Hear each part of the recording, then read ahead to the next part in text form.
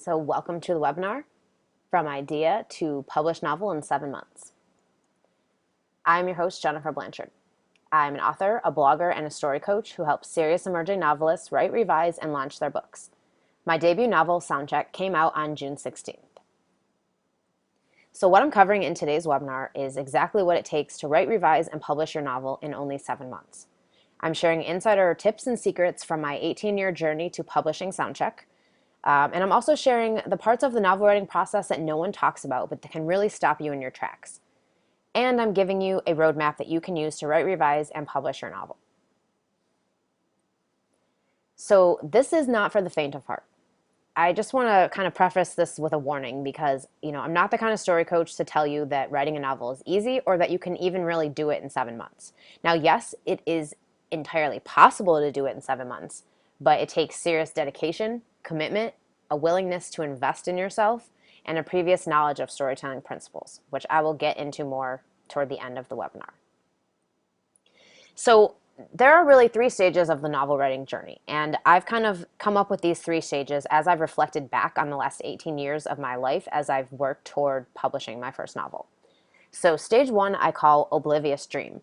Stage 2 is the backtrack, and stage 3 is now we're getting somewhere. So stage 1, oblivious dream. In this stage, this is when you're really enamored with the idea of being a published novelist. So you maybe dream of your book being a bestseller, or you imagine yourself going on a book tour and signing books for people. You really just are very obsessed with, what it's like to be a published novelist. In this stage, you don't know what it takes to write a novel, but you either don't care or you don't know that you don't know. I would have to say that most writers spend their lives in this stage and never leave. And that's because most writers refuse to acknowledge that there are principles to storytelling and that if you don't follow them, you're never going to get something worth publishing. Now, the other stage that writers spend most of their time in is stage 2, which is the backtrack. I call this the backtrack because it's really stage 1 in the novel writing process, but 99% of writers skip over it and think they'll just intuitively know how to write a novel, which is a huge mistake. In this stage is when you really make it your mission to become a student of story. So you go back and you learn what it takes to write a publishable novel. And then stage 3. This is the stage that's harder to get to, but this is what everyone is aiming for. And this is the stage, now we're getting somewhere. So in this stage, you've learned enough and absorbed enough about storytelling and had enough practice with writing where you can actually turn out stories with publishing potential. And I would just like to note that even though you're in stage 3, you never really leave stage 2, or you shouldn't, because storytelling is a lifelong journey and education, and it's something that you never want to stop learning. So my 18-year journey to publication looks like this. I spent 13 years in stage 1, 3 years in stage 2, and I say plus a lifetime because I'm never going to leave stage 2. I'm going to study story for the rest of my life. And then stage 3, I was in for 2 years, and I have 1 novel published currently. So stage 1, 13 years. My journey to writing and publishing my novel started in 1996 when I was 13 years old. I wrote my first novella, and I dreamed of publishing it. So I started researching self-publishing, and that was when self-publishing was just kind of starting to come out, and it was very expensive. I'm talking $3,000, $4,000, or $5,000 to publish a book. So at the time, it was just not something that I could do, being 13 years old, not having a job, not having the funds to invest in something like that. But my dream was cemented. I knew that I was going to be a published novelist someday. I don't know how long it was going to take me, but I knew I was going to do it. So even though I'd written a novella and lots of short stories, I had no idea what it took to write a novel. I was still kind of in the dream phase. So January of 2008, I made it my mission. I set a goal of having my first draft finished by my 25th birthday that year in September. Now, again, I every year would set a goal in January that this would be the year I was going to write and publish my novel. And, every year would go by and I hadn't done it. And finally in January of 2008, I was like officially ready to just take a stab at it and see what happened. So by March 2008, I still hadn't made much progress, but I had started a blog called Procrastinating Writers, which helped me with consistency and accountability, and I started blogging about my journey to writing my first draft. By July 2008, I'd had a few false starts with the story, and I was having some serious trouble holding myself accountable to doing the work. So I hired a writing coach. She did not really look at my story for me. She was more just somebody to hold me accountable. So every week I would send her whatever I wrote by Sunday. And then if I didn't send it, she would call me and bitch at me until I sent her something. So it was like extreme accountability, which at the time I knew I needed. So September 2008, I finally finished the first draft of my novel. And I was so committed to finishing it that I not only finished a week early, but I actually finished during Hurricane Ike. So I was living in Houston at the time, and the hurricane was going on. We lost power, so I was writing by candlelight on my battery or on my laptop that had a low battery. So the battery was dying because I couldn't plug it in, and I didn't care. I just knew I was finishing this story, and that was it. So I did it. And then I spent all of 2009 trying to revise this story. I probably wrote 2 to 3 drafts of it and just could not make it work. I was frustrated, I was annoyed, and I just felt like I was missing something. And I didn't know how I could be missing something because at the time I had taken every fiction class that I could get my hands on. I'd read every book I could find, and yet I still felt like there was a gap somewhere. So I kind of went on a journey, and that's what stage 2 is all about. So early 2010, I entered into stage 2. I found an article on someone else's website about story structure. It was written by Larry Brooks. And this article led me to storyfix.com, which was his website, and a series of articles on story structure. I say mind blown because at the time I had no idea that story structure even existed, like no idea. So when I found that article, like I swear like trumpets played in my head. Like it was like all of a sudden all the pieces of my writing journey up to that point and everything I'd ever learned about writing a novel finally was filled in. The story structure piece was the gap filler. It's what finally got me to see what it takes to write a good story. So all stories must have structure. They must have specific plot points that occur at certain times and locations in the story. So I spent all of 2010 studying structure like my life depended on it. I literally watched a movie every single day, sometimes twice a day, and just tried to deconstruct it, tried to figure out what the structure was, try to look at the character arc and how each scene tied together to bring the story to life. I was just obsessed. In 2011, I made the discovery that the novel I wrote in 2008 was actually 2 stories that I was trying to smush into one book, which is why it wasn't working. So I began separating out the pieces and figuring out which pieces went with story 1 and which pieces went with story 2. So in 2012, I hired story coach Larry Brooks to analyze my 2 story ideas and see if I had anything viable. Story idea number 1, he said needed more development, but he said story idea number 2 had potential if I fixed my premise and then executed it right. So this is what moved me into stage 3. Finally, I had something worthy of writing. So in 2013, I planned and developed story idea number 2 using Larry's feedback as guidance. I built the structure, I created my characters, I figured out the mission for every scene, I figured out all the scenes that I needed to connect my plot points, and for the first time I did all of this before I wrote the draft. Huge, huge change for me. So end of July 2013, I started writing my draft. September 2013, around my birthday, I finished. And for the first time, I ended up with a draft that was actually usable. Not all of it, but a big percentage of it.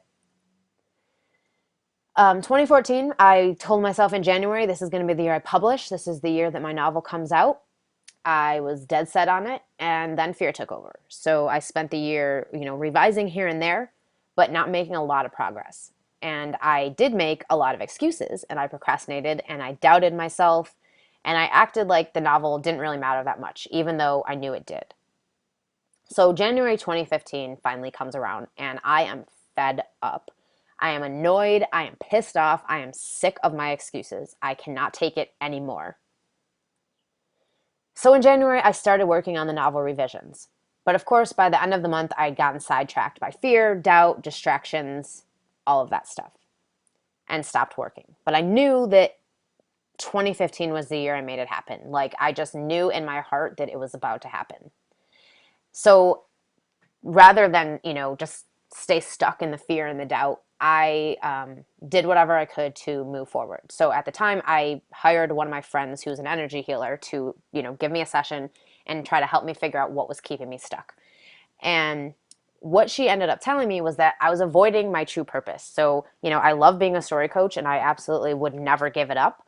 But she was saying I was meant to be a novelist. I am in this world to be a novelist and to get my stories out there.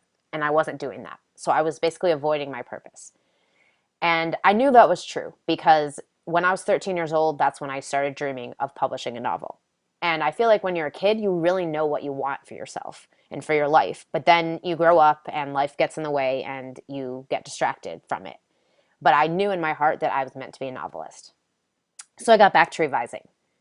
March 2015, my accountability buddy, she sent me a copy of Turning Pro by Stephen Pressfield.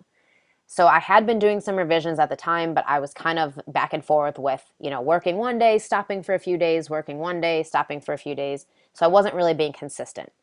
So I read the book and I learned about what he calls shadow careers. So shadow careers are basically creative people who have this creative gift inside them, this thing they want to get out into the world. But instead of doing it, they do something that shadows what they really want to be doing. So for example, I saw myself mirrored in this. So, he talked about it as I dreamed of being a published novelist. I dream of getting my novels out in the world and sharing my stories with people and getting readers to, just fall in love with my characters. Well, yeah, that was the dream. And my shadow career was being a story coach. So rather than writing and publishing my own novels, I was helping other people do that. So, I spent the last 3 years just helping emerging novelists write their stories, plan their stories. I've helped dozens of writers do this. And yet I hadn't gone all the way with one of my stories yet. So the shadow career thing really hit me between the eyes. So March 2015, I get back to my revisions.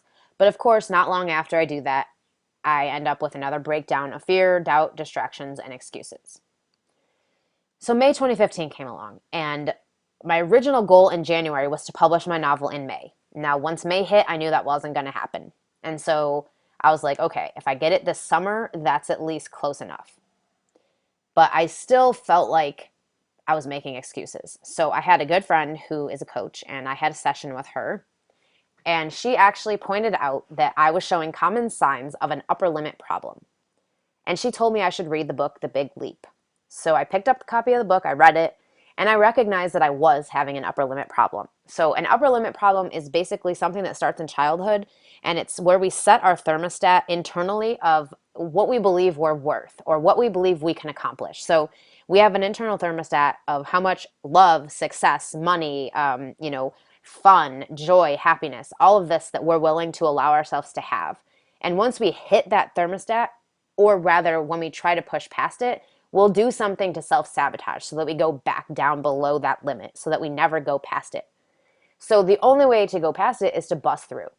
And so once I realized that that was what was happening to me, I was getting real close to being finished, and then I would have fear and doubt breakdowns and I would stop working, or I would, be really close to being done with the book, and then I would find an excuse for why I couldn't finish. So I was seeing that this upper limit thing was happening to me. So I just, in that moment, committed to busting through and just knowing that this was time and that this was the final piece that I needed to bust through to get my novel out there. So May 2015, I chose a publish date for my book, and then I announced it publicly so that I couldn't take it back. So end of May to the beginning of June 2015, I went into crazy, super committed accountability mode. So I was just committed, I was focused, and I was determined to finish.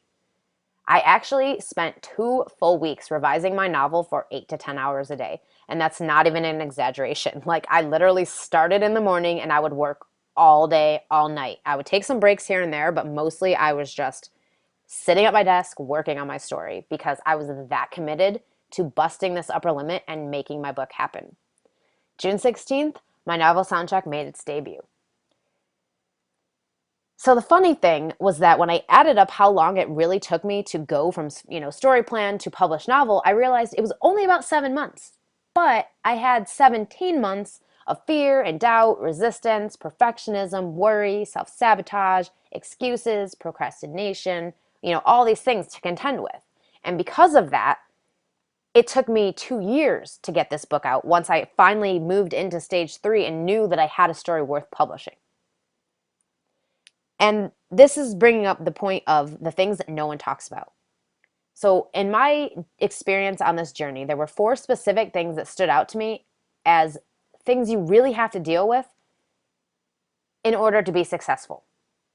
And the problem was that no one was talking about this stuff. So, no one, told me that if I didn't deal with these things, I would never get to finish my book. I didn't know anything about upper limit problems or any of that other stuff. So, that's a big part of the novel writing process too. It's busting through the things that try to stop you. So I'm not a sugarcoater. I really want you to know exactly what it takes to do this novel thing for real. So I'm going to share the 4 things that I find are really, really necessary to complete this journey, but that no one really talks about. So the first thing is working on your mindset. So if you want to go all the way with your story, you have to work on your mindset constantly. Your mind is the most powerful source of creation that you have. And when it's always telling you negative stuff, like you suck, you're not a good writer, you can't do this, your story's not any good, does the world really need another novel? Everything's been done before, there's nothing unique, blah, blah, blah. All those excuses and negative things that you tell yourself. If you just keep doing that, you're gonna stop. Like, you're just gonna get to a point where you finally hear a doubt and think, it's right, I can't do this. And now writers tend to have a history of negativity and limiting beliefs, and it's sad because none of it's true. The only limits in this world are the limits you put on your own mind. And if you realize that there is no limit, you could do anything. Absolutely. So in order to, publish your book, you have to transcend these negative limiting beliefs that try to stop you. And the way to do that is to work on your mindset. So, come up with positive affirmations, meditate, flip your fears. So for me, flipping fears means making a list of any fear or doubt that I have coming up about my project or about myself, and then flipping it to the opposite. So for example, if your fear is, I'm not good enough, then you flip the fear to the opposite of that, which is, I am good enough, or I'm freaking awesome, or whatever words make you feel really good. Because the whole point is how it makes you feel. And then creating new beliefs. So you have to believe that your story is meant to be out there. You have to believe that you have a story to tell and that the world needs it. Because if you just believe everything's been done, or the world doesn't need another story, then of course you're never going to go all the way. So you have to change these beliefs. Now the second thing is creating intentional ways of being. So writing a novel is a lot of work, and the only way you're going to survive is if you have intentional ways of being that center around you doing the writing. So for example, when I'm in novel mode, I write first thing in the morning before I do anything else, no matter what. So I literally get up, brush my teeth, take the dog out, and then I'm back at my desk working on my story for 30 to 60 minutes before I do anything else. And you have to do the same thing. And you don't always have to do it exactly like that, but you have to be intentional about doing your writing. Because if you don't, then you'll make excuses. You'll let things stop you. You'll let things get in your way. But if you're intentional about it, that won't happen. So 3, you need to commit to the process. So writing a novel is a process. And you have to be committed to going all the way. Because if you're not, the first time something comes up, a doubt or a fear or some sort of a challenge of some sort, you're going to stop yourself. You're going to get blocked and you're going to let it get in your way. So you commit to this process by asking yourself one question. How bad do I want this? How bad do you want it? How bad do you want to be a published novelist? And now, if your answer is anything but bad enough to temporarily sacrifice everything else and do whatever it takes, then you may want to consider something else to spend your time on. And then the number 4 thing, which I think is probably the most important, is having tools for busting through fear, doubt, and distractions. So all of this stuff, doubt, resistance, fear, perfectionism, procrastination, it's all going to come up during your novel writing journey because it's a part of the creative process. It's just how it is. And there's no way you're ever going to get rid of it, but you have to find ways to deal with it and find ways to let it be there and keep going anyhow. Otherwise, these things will stop you dead in your tracks and you will never progress.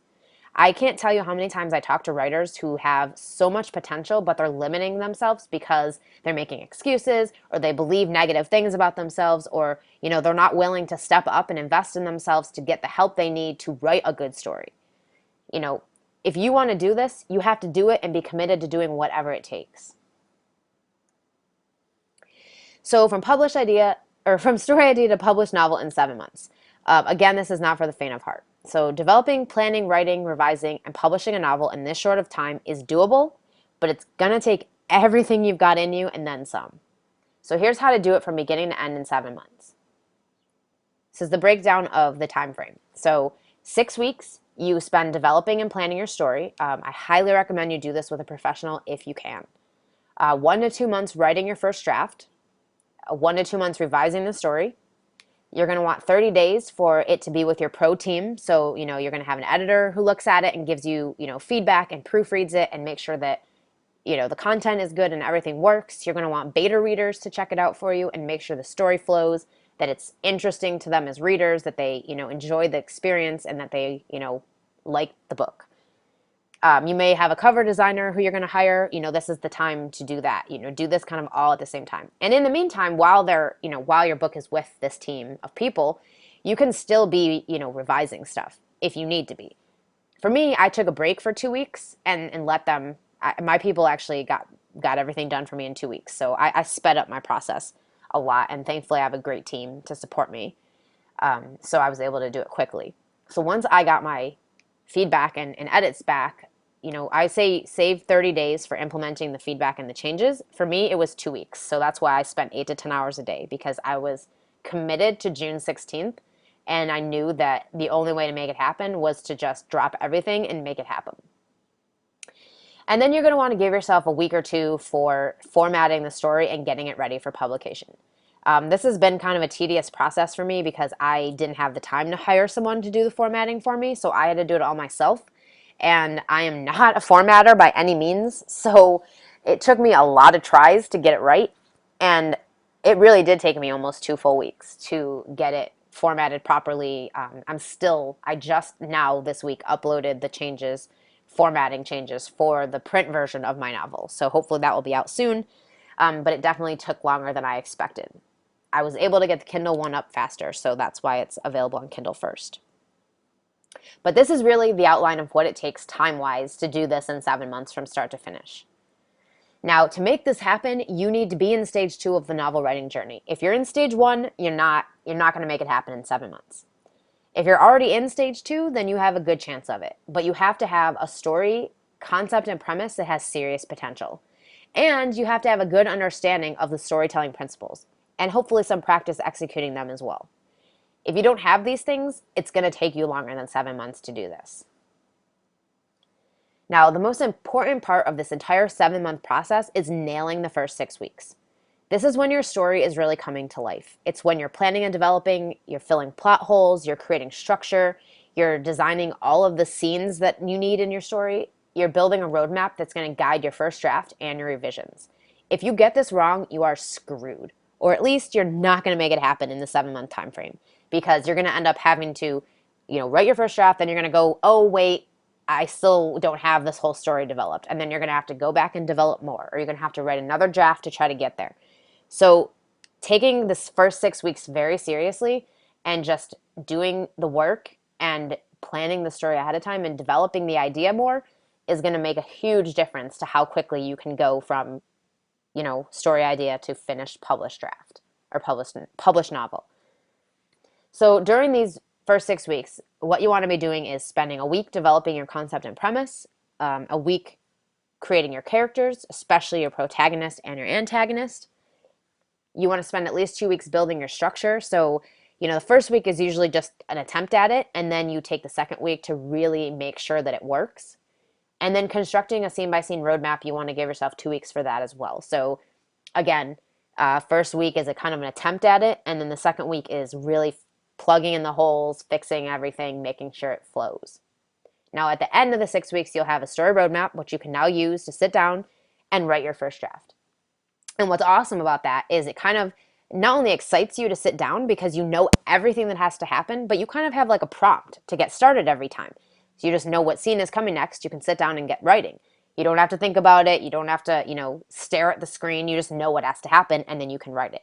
Makes it a lot easier. So if you want professional help doing this, I have a program called the Author Intensive Planning and Development. It's a 6-week story planning and development program that will ensure that you end up with a first draft that's usable So by me using this process with my own novel, I was able to save 60 to 70% of what I had in my first draft and really just revise about 30% of it to the final version. This will help you know exactly what your story is about, what's happening in the story, when it's happening, where it's happening, and you'll know your ending, which is super important because if you don't know how the story ends, you can't work backwards to figure out how you're going to get there.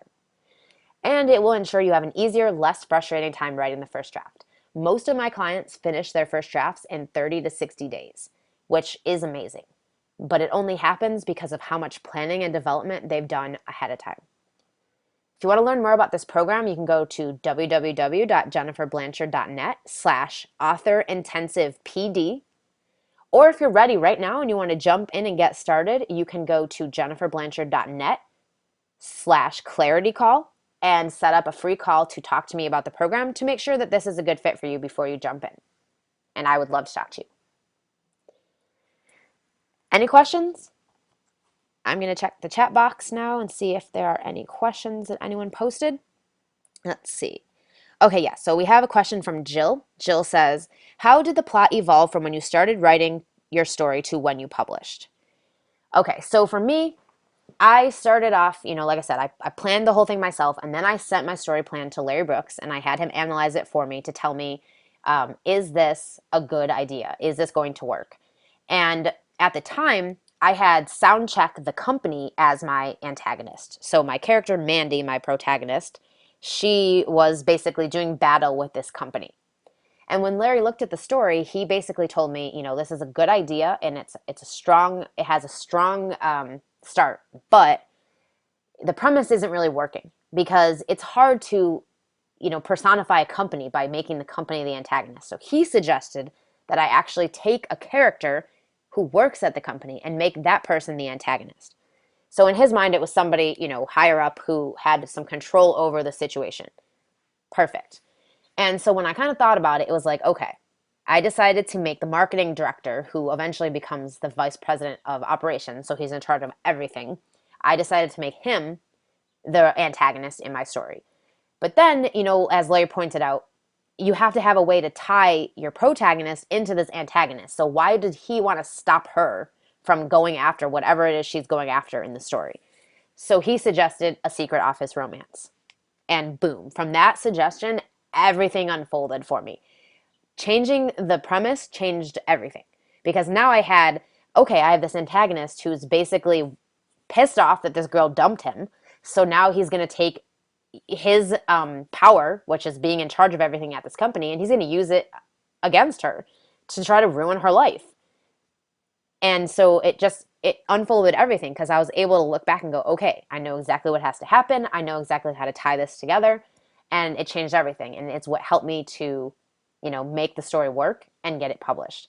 And I don't think I would ever publish a story without having my story coach look at it for me first, as far as the story plan, and just make sure that it works before I spend time developing it, turning it into a draft, and publishing it. So that was how I evolved my plot. Let's see, next question. Linda says, I've studied Larry's books and even taken a weekend class from him, but I still struggle with finding the pieces of my own story. So how do you do that? And for me, I think the best way is to just ask a shitload of questions. So, who is this character? What does he or she want? How have they gotten to where they're at in their life so far? What's going to oppose them getting what they want? Why is this going to oppose that? And just really, tearing it apart, asking questions. Larry says asking what if questions. So what if this or what if that? And just really brainstorming, marinating. I've even done some meditation on my stories. So just thinking about the different pieces and trying to visualize it in my head of like what needs to happen. And just really looking at the story as a big picture. Think of it from start to finish. And make sure you have the answer for finish. How is the story going to end? Because without that, you can't work backwards and figure out what else has to happen to get to that ending. So it's super important that you know that stuff ahead of time. Okay, and then last question that's in here, DJ says, how did you flesh out the details and dialogue to differentiate your characters and make them come to life? So Larry has a book called Story Engineering, which he talks about in there, the characters, he calls the three, oh my gosh, what does he call it? The three dimensions of character. So basically, each character has three dimensions, or should have three dimensions. Now, this is true for your main characters. Your secondary characters, third level characters don't have to have all of this, but your protagonist especially has to have it. Your antagonist has to have it, and any other main characters that you have need it. So what I did was, use the questionnaire that he has in the book to just answer about each character, to just really figure out who they are, where they came from, what they want, why they want it, how they're going to get it. And then, as far as differentiating their dialogue, I really just tried to think about the person when I was writing them. So, for example, my character, Mandy, she's kind of, she's in her early 20s. She's like 25. So she's in her mid 20s. She's basically lives in Southern California. She doesn't have a college education or anything like that. So she says words that probably college educated people wouldn't say. And then when I'm writing my antagonist, he's this badass at a company. He's in charge of everything. He is a very professional, well, he tries to pretend like he's a very professional guy. And so he talks much more professionally than Mandy would. And so I kind of just try to think of it from that angle. How would these people talk? How would they, act? What would they do? And Larry's questionnaire in story engineering really helps to flesh out characters. That was all the questions that I see here, so I'm going to wrap this up. Thank you so much for joining me for this webinar, and if you have any additional questions or things you think of later, go to the Emerging Author Incubator group on Facebook, and you can post them there. I pop in that group 2-3 times a day usually and check it out, so I'm more than happy to answer any questions you have. And thanks so much for joining me, and I will check you soon. Bye.